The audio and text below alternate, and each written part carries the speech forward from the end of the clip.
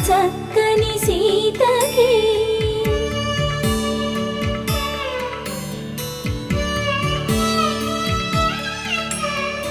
ఎర్ర జాబిలి చేయి రాముడేడని అడుగుతుంటే చూడలేదని పెదవి చెప్పే చెప్పలేమని కనులు చెప్పే నల్ల పూస